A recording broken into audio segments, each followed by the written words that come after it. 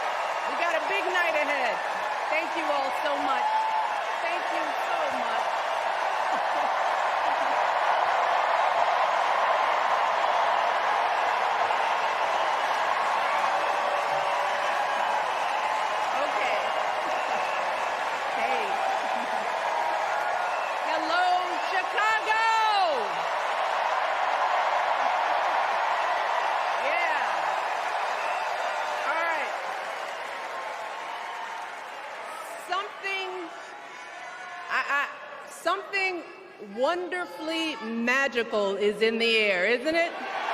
Yeah. You know, we're feeling it here in this arena, but it's spreading all across this country we love. A familiar feeling that's been buried too deep for far too long. You know what I'm talking about. It's the contagious power of hope. The anticipation, the energy, the exhilaration of once again being on the cusp of a brighter day. The chance to vanquish the demons of fear, division, and hate that have consumed us and continue pursuing the unfinished promise of this great nation, the dream that our parents and grandparents fought and died and sacrificed for. America, hope is making a comeback. Yeah.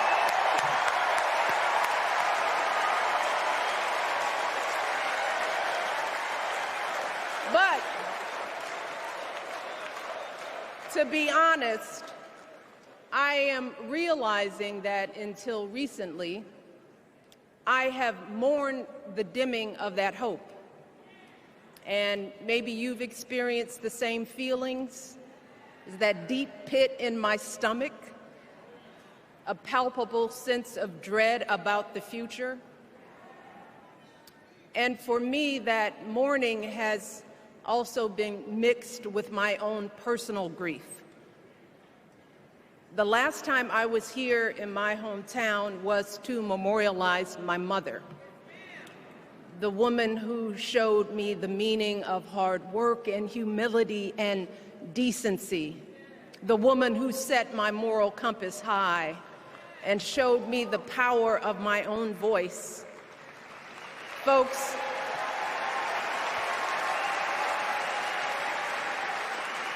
I still feel her loss so profoundly.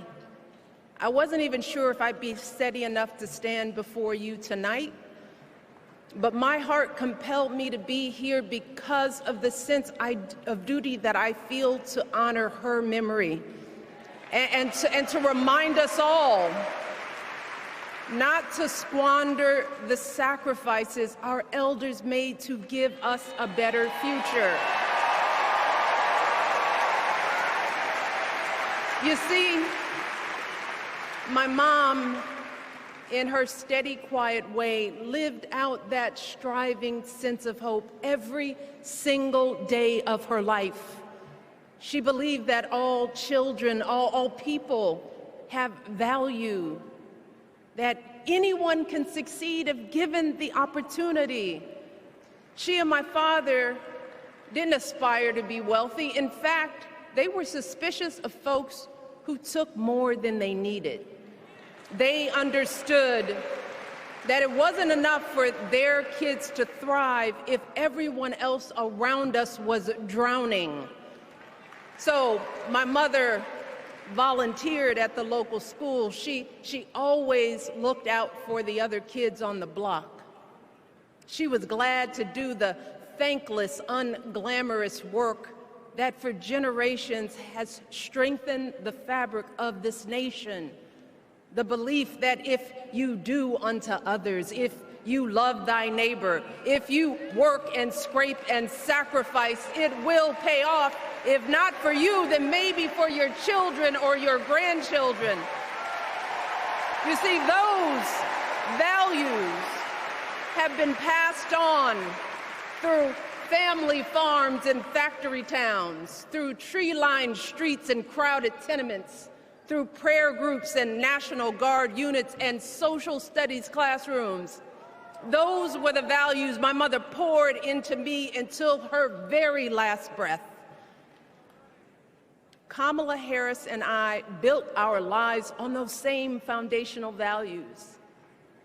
Even though our mothers grew up an ocean apart, they shared the same belief in the promise of this country. That's why her mother moved here from India at 19. It's why she taught Kamala about justice, about the obligation to lift others up, about our responsibility to give more than we take. She'd often tell her daughter, "Don't sit around and complain about things, do something." So, with that voice in her head, Kamala went out and she worked hard in school, graduating from an HBCU, earning her law degree at a state school. And then she went on to work for the people, fighting to hold lawbreakers accountable, strengthening the rule of law, fighting to get folks better wages, cheaper prescription drugs, a good education, decent health care, child care, elder care. From a middle-class household, Kamala worked her way up to become Vice President of the United States of America. My girl, Kamala Harris, is more than ready for this moment. She is one of the most qualified people ever to seek the office of the presidency. And she is one of the most dignified. A tribute to her mother, to my mother, and to your mother too. The embodiment of the stories we tell ourselves about this country. Her story is your story. It's my story. It's the story of the vast majority of Americans trying to build a better life. Look, Kamala knows, like we do, that regardless of where you come from, what you look like, who you love, how you worship, or what's in your bank account, we all deserve the opportunity to build a decent life. All of our contributions deserve to be accepted and valued. Because no one has a monopoly on what it means to be an American. No one.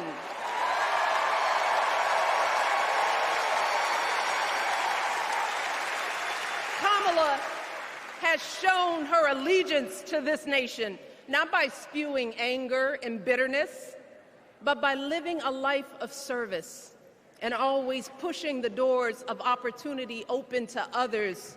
She understands that most of us will never be afforded the grace of failing forward. We will never benefit from the affirmative action of generational wealth.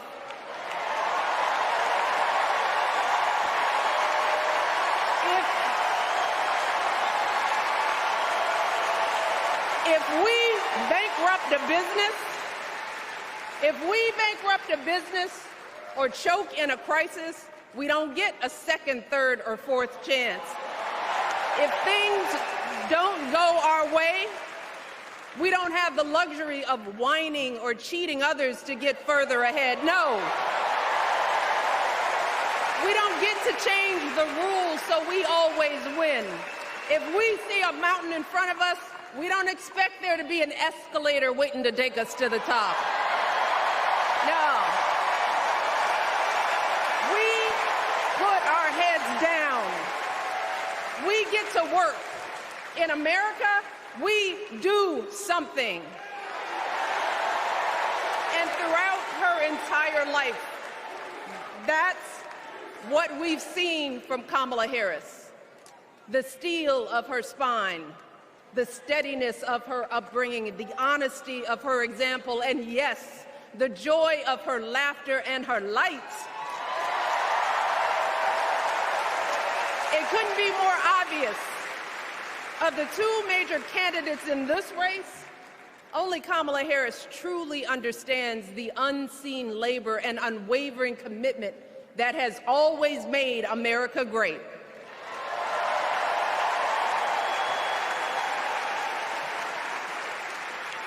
Now, unfortunately, we know what comes next. We know folks are going to do everything they can to distort her truth. My husband and I sadly know a little something about this. For years, Donald Trump did everything in his power to try to make people fear us.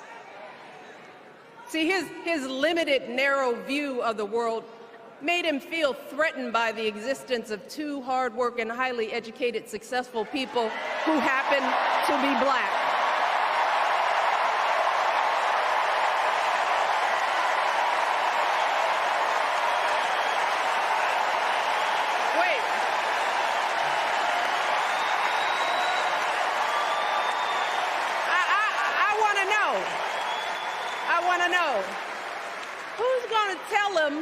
Who's going to tell him that the job he's currently seeking might just be one of those black jobs?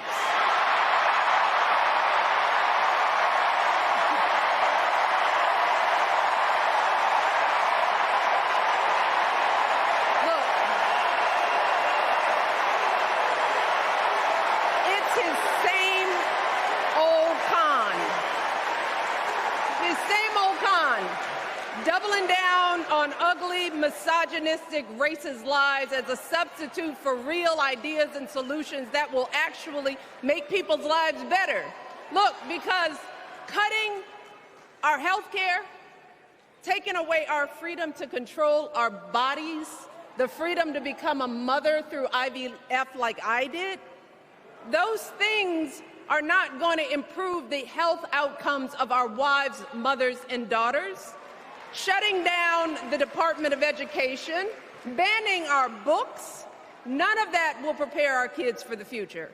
Demonizing our children for being who they are and loving who they love, look, that doesn't make anybody's life better.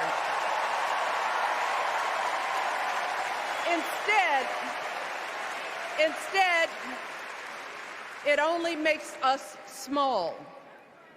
And let me tell you this, going small is never the answer. Going small is the opposite of what we teach our kids.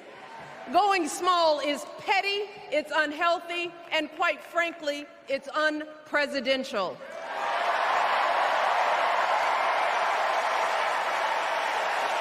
So, why would any of us accept this from anyone seeking our highest office? Why would we normalize that type of backward leadership? Doing so only demeans and cheapens our politics.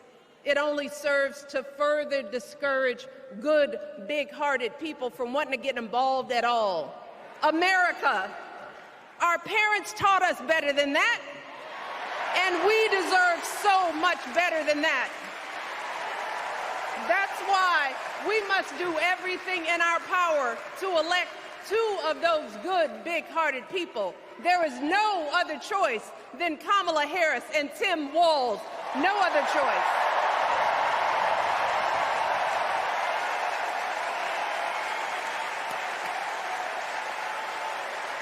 But as we embrace this renewed sense of hope, let us not forget the despair we have felt. Let us not forget what we are up against. Yes, Kamala and Tim are doing great now. We're loving it. They're packing arenas across the country. Folks are energized. We are feeling good. But remember, there are still so many people who are desperate for a different outcome, who are ready to question and criticize every move Kamala makes, who are eager to spread those lies, who don't want to vote for a woman, who will continue to prioritize building their wealth over ensuring that everyone has enough. So no matter how good we feel tonight or tomorrow or the next day, this is going to be an uphill battle. So folks, we cannot be our own worst enemies. No. See, because the minute something goes wrong, the minute a lie takes hold, folks, we cannot start wringing our hands. We cannot get a Goldilocks complex about whether everything is just right. And we cannot indulge our anxieties about whether this country will elect someone like Kamala instead of doing everything we can to get someone like Kamala elected.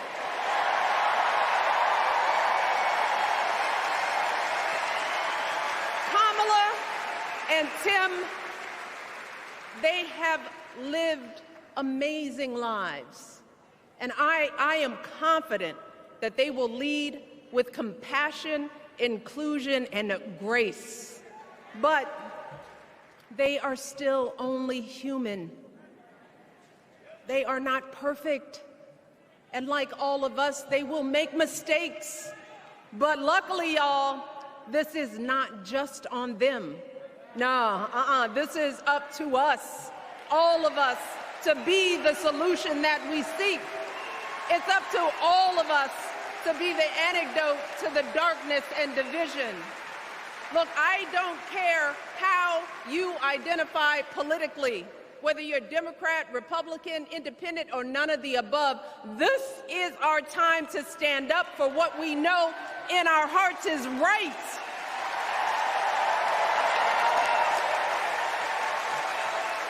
To stand up, not just for our basic freedoms, but for decency and humanity, for basic respect, dignity, and empathy, for the values at the very foundation of this democracy.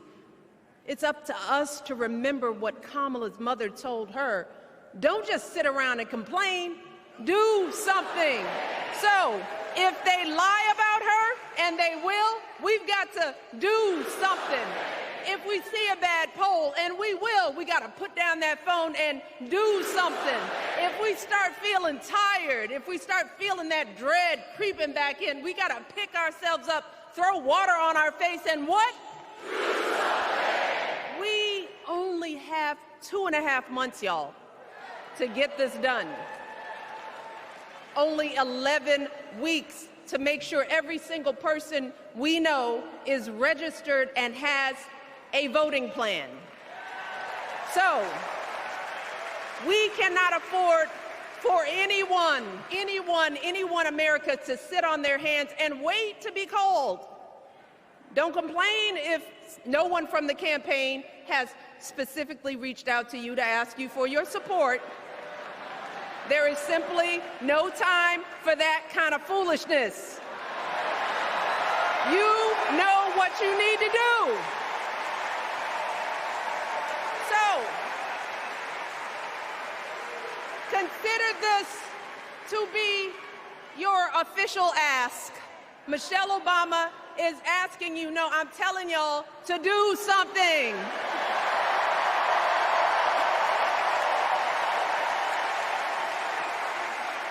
Because